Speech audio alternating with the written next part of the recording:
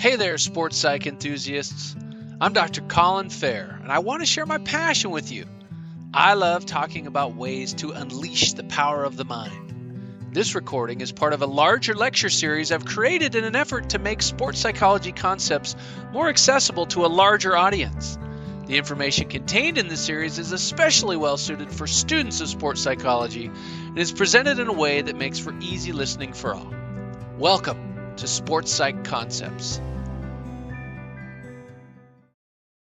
Howdy, everyone, and welcome to the latest rendition of the Sports Psych Concepts lecture series. Today, I want to take a bit of a deep dive into theories of motivation. I think that there's a lot that could be said about this, and there's just some cool things, the different theories out there that can help us understand what's really going on in terms of motivation for athletes. Really, you could spend a lot more time than what I'm going to spend on it today, and there's so many different applications and there's lots of different ways to look at it, but I hope that you find the information in this useful for you as you seek to increase your knowledge and on some of the theoretical background of what we're talking about when we talk about motivation. So with that, enjoy what I have coming for you. Now, I want to start off with a question for you to consider rhetorically, right? And it's really for you to think back on the past in your own maybe athletic or performance situations and think back to, have you ever had just those teammates who just didn't want it as bad as you, or on the other side of that, those teammates that they just lived and breathed every moment they could for their sport and they were borderline obsessive about it? Or have you ever had those coaches who really just, it could inspire you to get you to do things that you never thought you could do? You develop this self-belief, but you just were willing to run through a wall for them if you had to. They asked you to jump and you said, "How high?" Or on the flip side of that one, have you had those coaches that made you want to quit? You didn't want to be there. You didn't want to be at practice. You thought of excuses or reasons that could get you out of being there. And lastly, have you ever had those moments where truly you wondered why you were doing it, where you really questioned, like, what am I doing this for? What is my reason? Why am I here? Right? So all of these questions, they speak at the heart of motivation. These are motivational issues. And so many times in the sports psychology space, when an athlete comes to me, they'll come to me as a referral.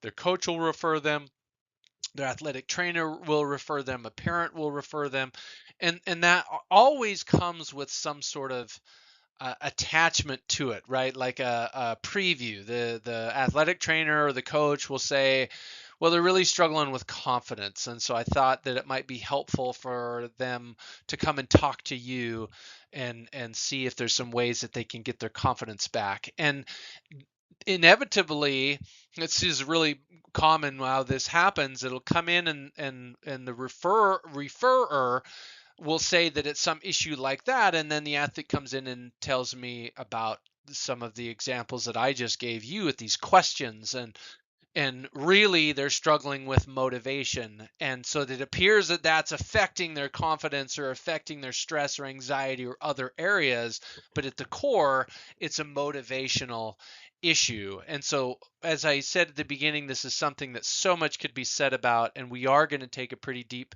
look at some of the concepts related to motivation. So I think that you will enjoy this as we keep going forward. So with that, I want to now switch to the obvious question, and just to get you thinking some thoughts in your own mind. If I were to ask you, what is motivation? How might you describe that? What would it look like? How would you define it? Is there some way you can define it? Is there some lengthy definition? I'm sure there's several out there because I've read them in the literature, but the way I like to think about it is really our motivation is reflected in the things that we do and don't do. But not just that, it's how we do them. Okay, so it's the direction and intensity of one's effort. So what we do and we don't do, that's the direction. Those are the behaviors that we're doing or not doing. But how we do them, there's this intensity to it. And most of you can probably relate to that. Is there's a feeling component to motivation, that burning desire that's inside, right? I can feel it in my heart. Those are some of the ways that people describe this. So if I want to train for a marathon, I should probably train a lot and not stay up late, right? Because I should be getting sleep. If I really, really want to perform well in a marathon, I'll train harder and I'll take it serious. Okay, now there are times when the things that we're doing, they can be in conflict. Okay, so example of the question again, have you ever had those teammates where you're on a team and you have this level of intensity, like you're all doing the things, but you're doing it more intensely in how you're approaching it, and you have teammates who don't have the same intensity as you, right? Athletes who train really hard, or you could have other contradictions, right? You have an athlete who trains really hard, but that same athlete doesn't eat healthy, right? And you come up with all sorts of different examples. So there can be competing motivations, right? So not just in what we do and we don't do, those things can compete, but how we do them, that can compete, because we can't totally separate the two, right? They're related. Because again, for an example, you have high effort athletes, they often do all the things they're supposed to do, and low effort athletes often don't do all the little things, right? But then there's interaction in there too, where you can find exceptions of that. So motivation is it's multifaceted. There's multiple layers, which is why I want to look at some of the perspectives or approaches or theories to help us better understand that in this presentation.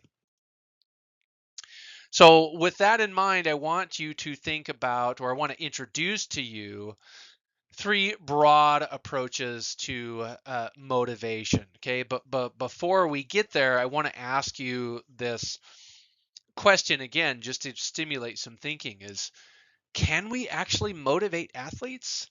Like if I'm a coach, can I actually motivate them? Can I give them motivation? Can I really infuse that in them? Like if I want it so badly for them, can I actually hand that to them? Or is it more about finding the motivation that's within them, or helping them find reasons, helping them find their why, discover their thing, right? It's an interesting way to think about it. Can we motivate them, or like can we do these other things? Because a lot of times people will say, "Oh man, well my coach is just very motivating. I was very motivated to be there because the way my coach was." It's like, okay, well that's interesting. Did the coach actually motivate you, or were they just doing things that you then connected with the inspiration that you have within yourself, right? It's interesting to think about with this. And so we each have our own approach to motivation that really we learn by noticing what motivates us, as well as noticing what motivates others, right? Again, think about past coaches. They probably use different motivational tools that worked for them and that they saw their coaches use. Okay. And so there's a lot of different approaches, and we're going to be drawn to one or the other, or yet others. And so if you are familiar with personality theory and some of the ideas around that, there's some overlap here with this and these three general approaches to motivation. So one would just say, well, there's a trait-centered orientation, and I'll go through each of these in more detail in just a little bit. Or there's a situation-centered orientation. So trait-centered, there's something inherent within the athlete. Situation-centered mean it's something just in the environment. They're motivated based on what's going around them, or maybe there's some interaction between these these two. Okay, so regardless of where our perspective comes from, we usually can boil it down to these sort of three main categories or lump it in there somewhere. So to talk a little bit more about the trait-centered orientation, just to define this for you, it's the idea that our motivation is really just a function of something that is within us, right? I said those inherent characteristics, those individual characteristics. So part of our personality, just different sort of biopsychosocial needs or what our goals might be. Okay, so coaches might describe this as say, well, they're describing a particular athlete and just say, well, she's a winner, or like, you'll never be a winner, or you'll never be, this sort of thing, or just you either have it or you don't have it in terms of motivation, right? Because it does seem that some people have certain attributes that predispose them to success. It seems like some people just have it, like they have something that others don't have, because we do. We have our own unique personalities. Those are things that are uniquely us, and it makes us different than others, and some of those things seem to predispose certain individuals to success. However, this orientation, this approach to motivation, it doesn't take into account the environment, which is something that we can't totally overlook. Which brings us to the situation-centered orientation, which by itself is just the idea that motivation really is determined by the climate, by the situation, whatever's going on in the environment. And so if we apply this to an example, it's like, well, there's certain practices that are just fun, stimulating, they're interesting, they're enjoyable, the way that they're designed. And if we create that type of environment, well, then our athletes are going to be motivated.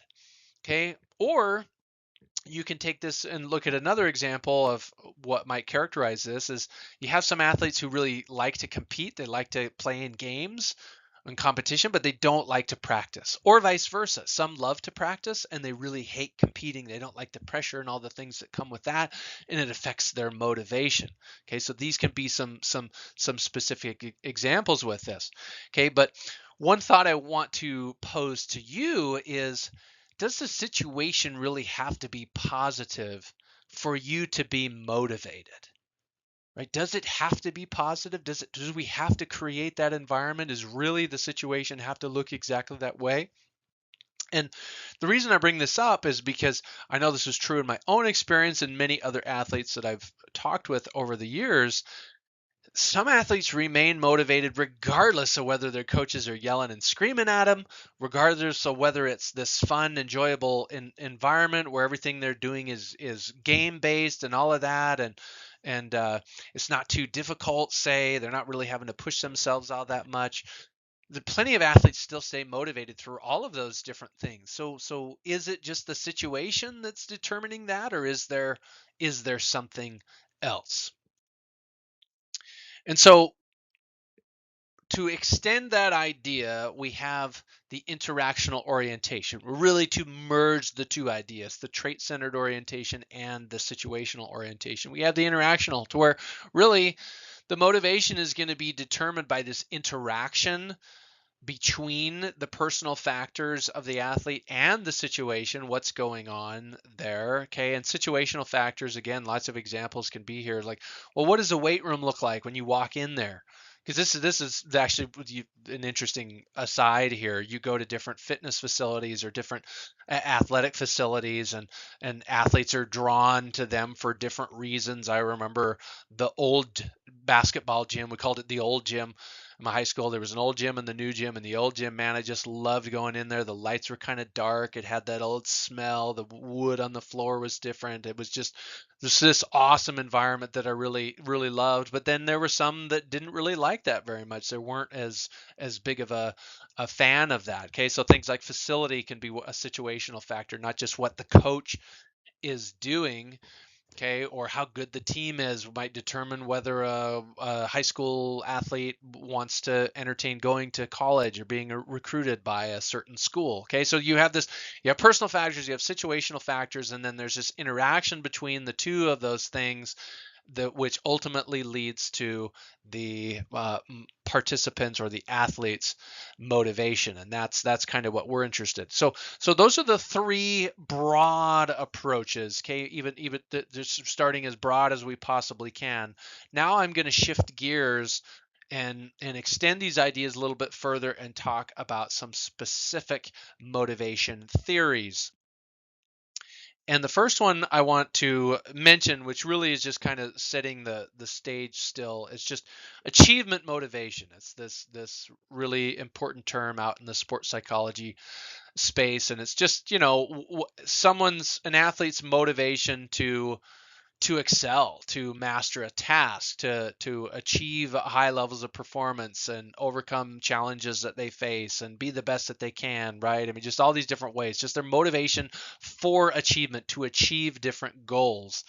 And sometimes this can be described as just competitiveness, right? Think about those people you know in your life that's just like, man, they're like highly competitive, just always competing in everything that they do. But in reality, it's situation specific, because there's got to be something there that is driving them if they don't care. So here's an example: is like some people are not motivated unless there's something riding on it, right? So I think of individuals like masters levels athletes. They're done competing, maybe they were a college level athlete, performed at a high level, and they don't really have much that gives them that competitive juice anymore. So they're playing golf with their buddies, and they'll put bets on every hole, right? They'll put some money on every hole because they want those stakes to be high. If there's not any money on the hole, then they're just not as motivated. They just don't care as much, and all of a sudden it elevates it. And so they'll change the situation to make it more interesting, right? To feed that sort of competitive drive. But it's highly situation specific. Some people will be highly competitive in one situation and not so much in another. So with that, let's transition now, and I'll talk more about achievement goal theory in a moment, but I want to talk about another prominent theory in the sports psychology literature, and that is need achievement theory. Okay, so there's five primary components to this theory. Okay, so I'll go through each of these. The first one is that every individual has certain personality factors, right? And underneath this, we have two underlying achievement motives. Okay, we're either motivated to achieve success, right, or we're motivated to avoid failure, right? Because with success comes with the pride comes with that, and if we fail, then shame comes with that. So we try to either achieve success because we want the pride, or we avoid failure because we don't want the shame. So typically, high achievers will have a high motive to achieve success, and low achievers are preoccupied with thoughts of failure. Just some characteristics of those two broad categories of performers. Okay, but we also have situational factors here. So there's this interaction, right? We have personality factors that will interact with situational factors, which ultimately lead to these different tendencies. But the situational factors could be something like the probability of success, which depends on the opponent, who it is that we're playing, what the venue is, the environment, but also the incentive value of success. Like how much does it mean the satisfaction of beating an opponent, right? So if it's a rivalry game or competition, then the incentive value tends to be higher on that. But if the probability of success is low because maybe they're just better than that team that year, then there's interaction, right, with the personality factors, which will lead to these different things that I'll talk about. Okay, so those personality factors and situational factors, they interact and will lead to these resultant tendencies, okay, of just what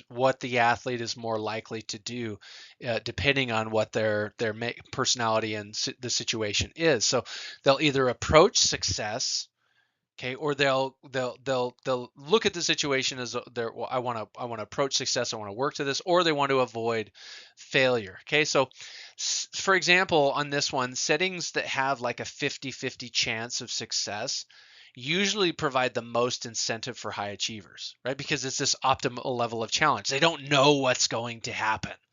It's like, oh, I don't know. I mean, it's going to be a game. It's going to be tough. I'm going to bring everything that I'm going to bring. And so they love those things. They'll approach those situations. Okay. But low achievers, on the other hand, they fear losing to an evenly matched opponent, right? They're afraid of those situations the most because it's they prefer to lose to a far better opponent or beat unskilled opponents, okay? Because they want to avoid feeling shame. Because like if you lose to someone who's far better, it's like, oh well, they were far better than I was, so like I don't really feel any shame because there was nothing, there was no way that we were going to win on that one. Or you just beat down on someone that you're way better than, and you go, oh yeah, see, look how great I am on that one, right? But if you're going in and it's evenly matched and you don't really know what the outcome is, and low achievers tend to really not like that as much, right? They fear losing in those situations, and so that really their motivation is to avoid failure, and it's very strong, right? And there's emotional reactions that accompany these things. So it's just like how much pride or shame one is going to experience. Now, both high and low achievers, they want to experience pride and minimize shame, right? That's a universal thing. Want to feel pride but minimize shame. But the personality characteristics will determine what they focus on. So as I said, high achievers, they'll focus on the pride of success and what it is that will mean, whereas low achievers really will focus on, oh man, I don't want to lose because I don't want to feel the shame that might accompany that for me. Okay, and so all of these things, you have the personality and situational factors that interact. There's these different resultant tendencies that have some emotions attached to them, and ultimately you have the behavior at the end. Okay, so I've already kind of alluded to this, but it's the achievement behavior. So high achievers, they're going to seek out more challenging tasks, right? That have these intermediate levels of risks, right? In terms of evaluative situations, right? How are they going to be evaluated? Whereas low achievers, they're going to avoid those 50-50 things. They'd rather not. And they tend to perform worse in those evaluative situations, right? And they avoid challenging tasks. Okay, so these are the basics of need achievement theory. What are we trying to, how are we trying to satisfy those basic needs of wanting to pursue things that provide pride while avoiding shame, and there's differences in how one might go about it depending on all of these things I've shared here. So next we have attribution theory as the next sort of framework I want to talk about here. Now, the basic premise on this, and I'll try not to get too far out in the weeds on it, but the basic premise is that there really are thousands of possible explanations for success or failure, and despite the fact that there's that many, we can classify them down into a few categories, okay, of just basically how we attribute success or failure, what it is that we attribute those things to. Okay, so we have these three basic categories. We have the stability of the situation, the locus of causality, and the locus of control. Okay, so stability we can attribute to something that is a stable factor or an unstable factor. Okay, so like if a stable factor would be, well, it's my ability, it's my something that I have worked hard on, my training, all of these things that I've done, that's a stable factor, right? Whereas an unstable factor would be just, well, I just got lucky. It's something that was just this something that couldn't be repeated, right? Maybe there's the it was the weather or whatever, right? You can come up with all sorts of different examples for that.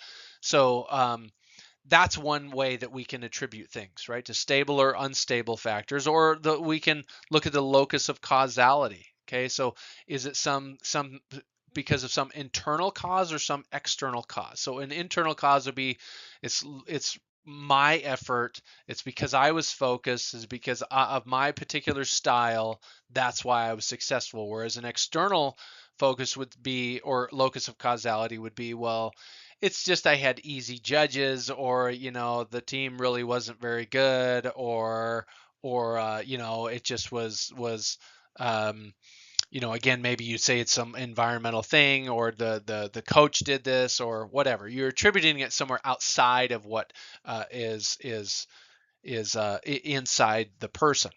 Okay, and then we have the locus of control here. So is it in one's control, or is it out of one's control? So the like classic thing, in my control is my attitude, right? It's out of my control. You could say, well, that's the easy judges again, or other examples. Okay, now there's, as I said, there's thousands of different combinations with that, but these attributions are important because they affect our expectations of future success or failure, and the different types of emotional reactions that can come from that. Okay, so if there's some sort of stability, then if we attribute it to some stable factor, well, then we're going to have this expectancy of future success. Yeah, it's because of this is what I did, my ability, these things that I did are within my control, right? They're internal. Whereas, causality and control factors, that might be more of emotional influences, right? How it's going to affect us. Like, oh, well, it was outside of my control, and so I'm just going to be more affected by that emotionally because I can't really do anything about it, or whatever. How we want to explain it. Okay, but these attributions. The interesting thing about this is that when an athlete describes how a performance went, one of my first questions I was asking athletes, like, oh, how did it go? I don't ask them whether they won, whether they didn't win. It's just, oh, how did it go? And the way they describe it is interesting, because you can always categorize it using these three categories, and it gives you an idea of the type of mindset that they have. Now, I mentioned earlier that I was going to talk more about achievement goal theory, so I want to do that now. And so the way that this extends just the idea of achievement motivation is that we have to understand what success and failure mean to that person. Okay, so the interpretation of what it means or what it takes to achieve success is the key component here. Okay, and so we have two broad categories with this that I want to introduce here, and that is you can have a task orientation or an ego orientation. So the ego, the emphasis is on beating others, right? So when we lose in this situation, we have a low perceived ability because it was in direct comparison to other people. And if we win, then we think that we're awesome, right? So it's dependent very much so on the outcome, how we compare to other people. Where as a task orientation is all about personal improvement. Okay, so when we lose, it doesn't really affect our competence that much, because we're focused on how well we executed the particular tasks, right? We're seeking mastery at the particular task rather than just beating others. Now, it's important to say that it's definitely possible to have both at the same time. And the highest achievers, the greatest athletes in the world, they certainly have both of these things, right? And now, with that in mind, most people, like, if you were to assess them, most people or athletes are going to score higher on one or the other. Okay, so that's the thing to keep in mind with this. Now, the motivational climate also matters on this, right? Environmental demand. So if a coach focuses on winning, or they give feedback just based on winning or losing, then that will affect an athlete's achievement goals. Okay, so I always like to ask the question here, because I've mentioned a lot of information on it, but like, well, so then which one should we promote? And why? If we're practitioners or we're coaches, which one is it that we should promote? And as I said, coaches are hugely influential. They're influential on the types of goals that their athletes will adopt because of the environment that they create. So if you create more of a task-oriented environment, that's generally going to lead to more persistence in the face of failure, because those athletes, they don't fear failure because they're just seeking improvement. Whereas an ego orientation, they're athletes are judging their success solely based on that comparison of others, which we can't control. We can't control what the others are doing. We can kind of influence what happens with our competitors, right? Opponents that we're playing. We can kind of influence in that somewhat, but we can't really control it. And in competition, there's one winner and one loser, and it's just not a very nuanced way to assess what it is that happens. Okay, so we have those primary dimensions of task and ego, but we also can have these dimensions of approach and avoidance. Okay, so for example, a task avoidance goal here would be I don't want to run slower than my PR, right? Specific task. It's not based on uh, the the the competition or a certain place or anything like that. It's just I'm focused on the task. This is how I want to run, but I don't want to run any slower than my personal best. Okay? But if you say ego, if you want to switch that and say ego avoidance, we'd say, well, I don't want to lose to this particular runner. Right now you're comparing yourself to someone else and it's what you want to avoid. And then of course you can flip those around and say, well, this is what I do want to run. This is about what the time that I want to do, or I want to make sure that I beat or I place in the top 10, right? Would be an example of how there can be interaction between those two, and athletes can certainly have both of those goals mixed up in a competition, right? But again, what I was saying is in terms of application, uh, as long as ego goals are kind of framed in the proper context of task or mastery focus, then they can be okay. But as coaches, as practitioners, we want to promote that task and mastery orientation as much as we can for that persistence in the face of failure that I mentioned. So we take all of the things that I have mentioned now up to this point, looked at different theories, and it's not uh, all it's not totally exhaustive. There's other theories. I know some of you may notice. So he didn't talk about self-determination theory.